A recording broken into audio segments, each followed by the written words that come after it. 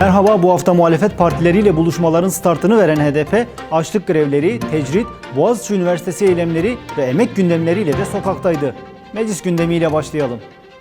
Muhalefet partileri, bütün muhalefet partileri arasında diyaloğu Türkiye'nin demokrasi yolunu açmak açısından hayati önemli görüyoruz.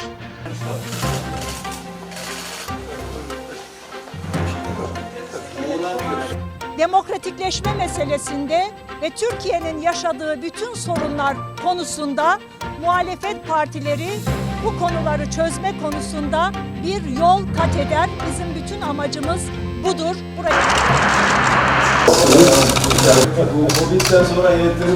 Herhangi bir ittifakın parçası olma gibi bir talebimiz, bir arayışımız yok. Bizim arayışımız demokrasi ittifakı. Demokrasi ittifakı için de çerçeve oluşturduk.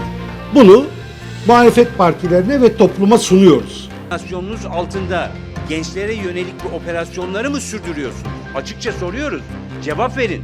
Bu görünmeyenlerin arkasındaki eller kimlerdir? Sokakta tecrit ve açlık grevlerini hatırlatan HDP, geniş yankı uyandıran Boğaziçi Üniversitesi eylemlerinde öğrencilerin haklı taleplerinin yanında oldu.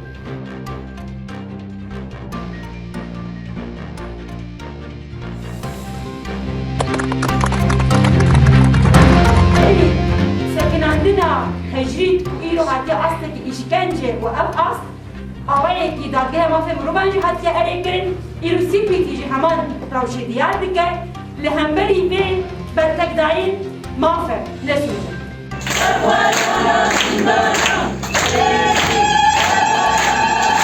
Restoran, köylüye saldırı restoran. Halkın kendisine düşman.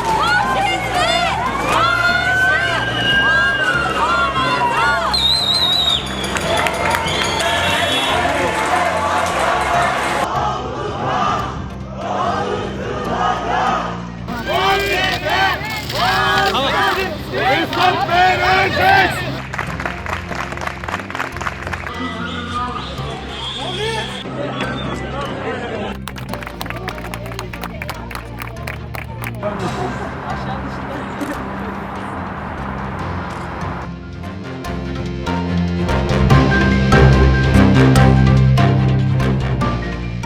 Birleşirsek, sesimizi yükseltirsek, bu hırsızlara karşı, bu yolsuzlara karşı sesimizi yükseltirsek kazanabiliriz.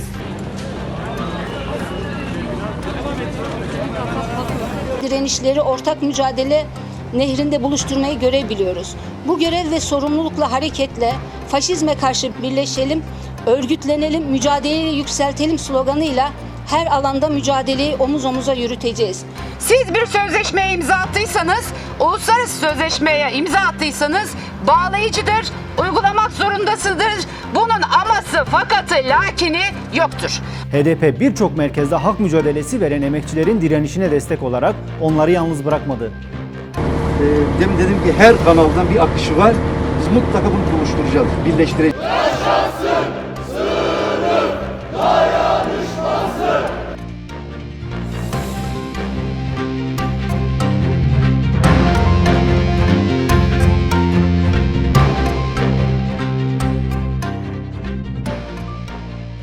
Yaşasın evrimci dayanışma. Yaşasın işçilerin birliği. Kızmıyoruz, korkmuyoruz, itaat etmiyoruz. Biz aşağı bakmadık ama biz hep birlikte hep göğe bakalım arkadaşlar. Göğe bakalım. Gelecek bizim. HDP Kadın Meclisi Sözcüsü Ayşe Acar Başaran, kadınların bu haftaki gündeminde cezaevlerindeki çıplak arama uygulamalarına dikkat çekti. Bu gençler hedef özellikle İçişleri Bakanı ve parti yetkilileri tarafından hedef gösterildikten sonra gözaltına alındılar, odalara kilitlendiler, çıplak aramayla yüz yüze bırakıldılar ve buradan soruyoruz hani çıplak arama yoktu?